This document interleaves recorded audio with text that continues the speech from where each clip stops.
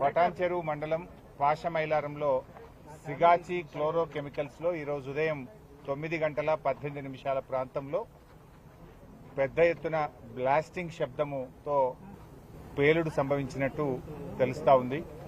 అయితే ఆ పేలుడు సంభవించినప్పుడు దాదాపు 2 కిలోమీటర్ల దూరంలో ఉండే బస్సులు, అనేక వాహనాల అద్దాలు కూడా పగిలిపోయినట్టుగా, అంటే చాలా భూమి కంపించేంత శబ్దం సౌండ్ వచ్చింది. ఆ శబ్దం వచ్చినప్పుడు, ఆ బ్లాస్ట్ జరిగినప్పుడు కంపెనీలో మరి ఇక్కడ పనిచేస్తున్నటువంటి వర్కర్స్ చెప్తున్న దాని ప్రకారంగా 110 మందికి పైగా పనిచేస్తున్నారని, మరో 30 మంది ఆఫీస్ స్టాఫ్ పనిచేస్తున్నారని, 140 మంది వరకు కంపెనీలో పనిచేస్తున్నట్టుగా ఇక్కడ కొంతమంది వర్కర్స్ పేలుడు సంభవించినప్పుడు బయటకు పరిగెత్తుకి వచ్చినటువంటి వాళ్ళు కానీ, ఆ పేలుడు సంభవించినప్పుడు డ్యూటీలో ఉన్న ఒకరిద్దరిని కలిసినప్పుడు వాళ్ళు చెప్తా ఉన్నారు. దాదాపు 140 మంది వరకు కంపెనీలో ఆ నిమిషానికి పనిచేస్తున్నారని. 4 అంతస్తుల భవనం కుప్పకూలిపోయింది. కంప్లీట్ స్లాబ్ అంతా కూడా పడిపోయి నేలమట్టం అయిపోయినటువంటి పరిస్థితి ఉంది.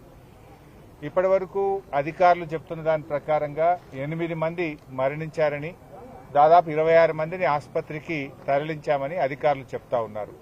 మరి 8 + 26 అంటే 34 మంది. అంటే మరి ఇప్పుడు వర్కర్స్ చెప్తున్న దాని ప్రకారంగా 140 మంది కంపెనీలో ఆ నిమిషానికి పనిచేస్తున్నారని. అందులో నుంచి ఎంతమంది బయటకు రాగలిగారు, ఎంతమంది ఆ స్లాబ్ల కింద ఉండిపోయారు అనేది అర్థం కానటువంటి పరిస్థితి ఉంది.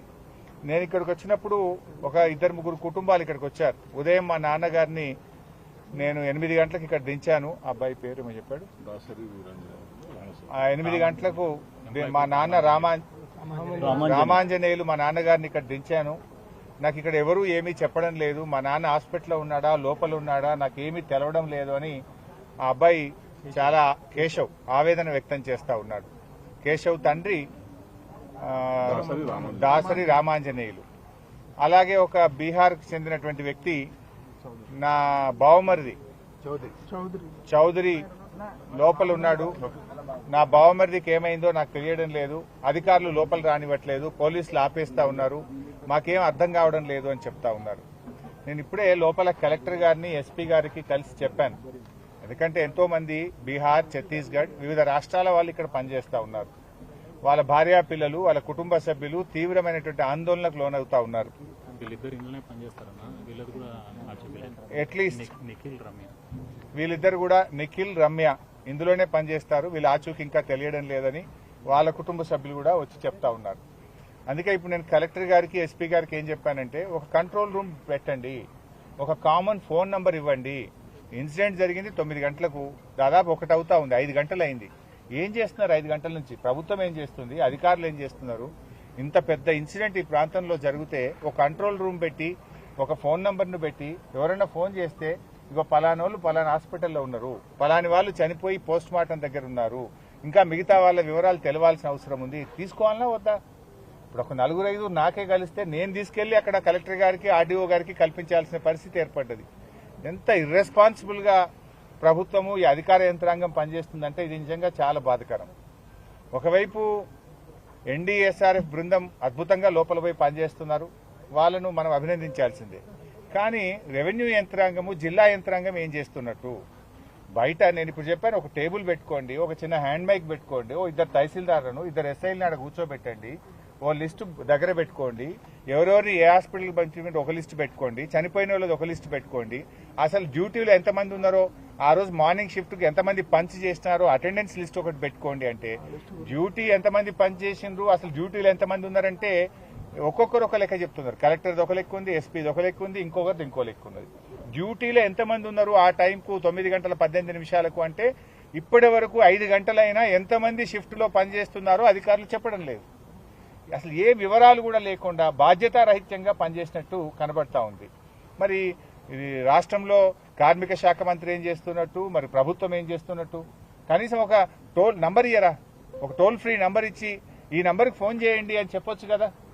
లేదు, కనీసం చాలా మంది కుటుంబ సభ్యులు ఇక్కడికి వచ్చారు, వాళ్ళు ఎవరిని కలవాలి? పోలీసులు నూకేస్తున్నారు. మా బావ ఏమైంది, నా భర్తకి ఏమైంది, నా బావమర్దికి ఏమైంది, మా తమ్మునికి ఏమైంది అని ఏడుస్తున్నారు. వాళ్ళు ఎవరిని కలవాలి, ఎక్కడ కలవాలి? కనీసం ఒక కంట్రోల్ రూమ్ పెట్టరా? ఒక ఇద్దరు తహసీల్దార్లను కూర్చోబెట్టే బాధ్యత లేదా మీకు? ఓ హ్యాండ్ మైక్ పెట్టుకొని ఇక్కడ రండి బాబు అని సెట్లో చెప్పి ఎవరు ఫ్యామిలీ మెంబర్స్ వచ్చినా అది రాసుకుంటే అర్థమవుతుంటుంది. రేపు ఒకవేళ లోపల అదృష్టం బాగుండి బతికినా వాళ్ళకి అటాచ్ చేసి హాస్పిటల్కి పంపొచ్చు. ఇంకా బాధ కలిగేది ఏంటంటే ఈ చిన్న చిన్న ప్రైమరీ కేర్ హాస్పిటల్లో జాయిన్ చేసినారు, జరిగిందేమో బాంబ్ బ్లాస్ట్. 60-70% పైగా కాలి ఉన్నారు. అసలు మనిషి 30% పైగా కాలుతేనే లైఫ్ ఈజ్ ఇన్ డేంజర్. వాళ్ళని ఎక్కడ చేర్చాలి? కనీసం ఒక ఏఐజీ హాస్పిటల్లో, ఒక మీరు అపోలో హాస్పిటల్లో, ఒక యశోదాకో వాళ్ళని పంపించి కాపాడే బాధ్యత లేదా? ఒక కార్పొరేట్ హాస్పిటల్ పంపే బాధ్యత మీకు లేదా? ఏమైందమ్మా, మీరు ఎందుకు పంపట్లేదు? ఇంకా ఈ చిన్న చిన్న హాస్పిటల్లో పెట్టారు, వెంటనే ఏఐజీకి పంపండి, వేర్ ఈజ్ యువర్ డిమాండ్ అని మేము ఇప్పుడు అధికారులను గట్టిగా అడిగాం. పంపుతాం సార్ అంటారు. ఎప్పుడు పంపుతారు? మీకు ఆ మొదటి గంట అనేది చాలా విలువైనటువంటిది. ఆ మొదటి గంట 2 గంటల్లో మీరు కరెక్ట్ గా ట్రీట్మెంట్ అందించగలిగితే ప్రాణాలు కాపాడగలుగుతాం. Golden hour, you are missing the golden hour. ఇప్పటిగా చిన్న చిన్న ఆసుపత్రుల్లో వేశారు, కనీసం అక్కడ స్పెషలైజ్డ్ డాక్టర్స్ ఉండరు.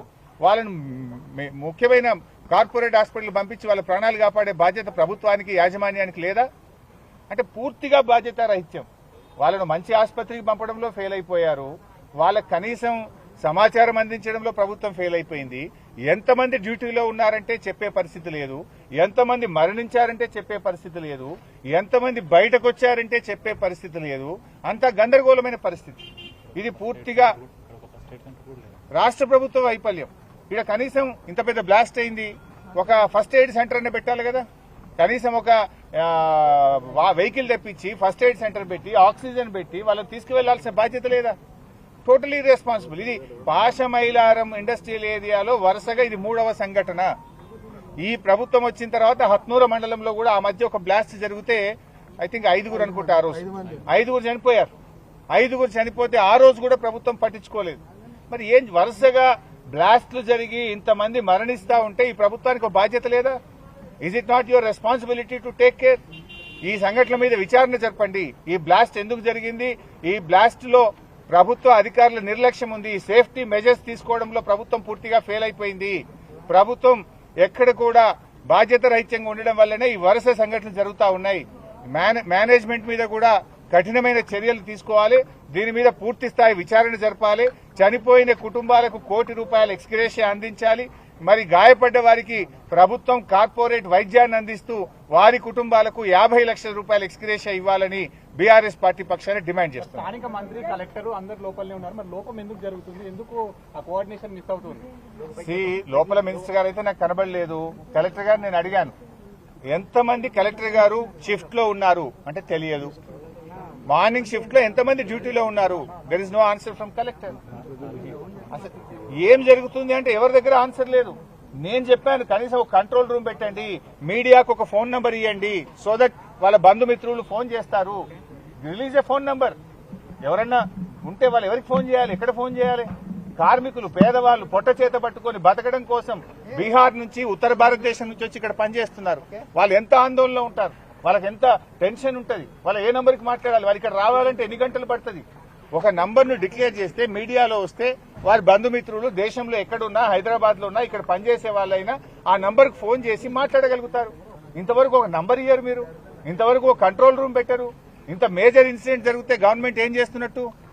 అంటే ఈడ వచ్చి నిలబడడం కాదు కదా, సహాయక చర్యల్లో ముమ్మరంగా జరగాలి. తీవ్రంగా గాయపడ్డ వాళ్ళను కార్పొరేట్ ఆసుపత్రికి తీసుకుపోవాలి, అది జరగదు. కంట్రోల్ రూమ్ పెట్టరు, ఒక ఫోన్ నంబర్ ఇయ్యరు. ఏం జరుగుతుంది అన్నట్టు చేస్తున్నాం. అందరినీ కంట్రోల్ చేయడం, లోపలికి వెళ్ళి పోనీయకుండా ఆపడం ఇది కాదు కదా. You have to save the lives, you have to enquiry the matter. Enquiry చేసి కఠినమైన చర్యలు తీసుకొని పునరావృతం కావద్దు. ఇది పాశమైలారంలో ఈ ఏడాదిలో 3వ సంఘటన. ఇది టోటల్ గా బాధ్యత. ఇప్పుడు ఏమైంది, మీకు లేబర్ డిపార్ట్మెంట్ కానీ, అదేవిధంగా బాయిలర్స్ డిపార్ట్మెంట్ కానీ, ఇండస్ట్రియల్ డిపార్ట్మెంట్ కానీ వాళ్ళు రెగ్యులర్ ఇన్స్పెక్షన్స్ చేయాలి, రెగ్యులర్ గా మానిటర్ చేయాలి. ఇలా ప్రజల జీవితాలతో, ప్రాణాలతో చెలగాటం ఆడలేం కదా. సంఘటన జరిగిన 4 గంటల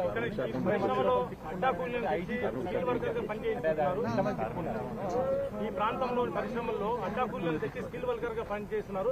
డెఫినెట్ గా అండి. ఇప్పుడు బాధ కలిగేది ఏంటంటే వర్కర్స్ ఏమో ఇంకా 80-90 మంది లోపల ఉన్నారు అని పాపం వర్కర్స్ చెప్తున్నారు. ఎగ్జాగరేట్ చేయొద్దు. ఒక బాధ్యతాయుతమైన ప్రజాప్రతినిధిగా మేము తొందరపడి మాట్లాడొద్దని మేము మాట్లాడట్లేదు. బట్ వర్కర్స్ ఆర్ సేయింగ్ అన్న ఇంకా 70-80 మంది లోపల ఉన్నారు, ఆ 70-80 మంది పరిస్థితి మాకు ఆందోళనగా ఉంది అని బయటకు వచ్చినటువంటి వర్కర్స్ చెప్తా ఉన్నారు.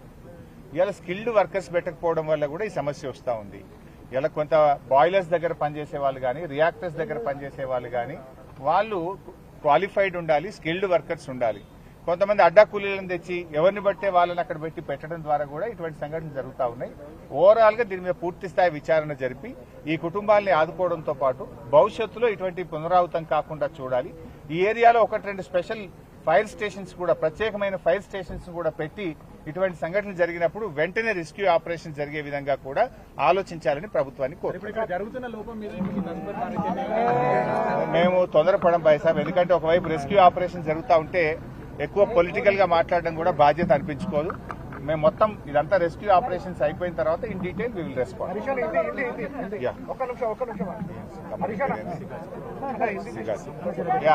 భాషా మైలారం మే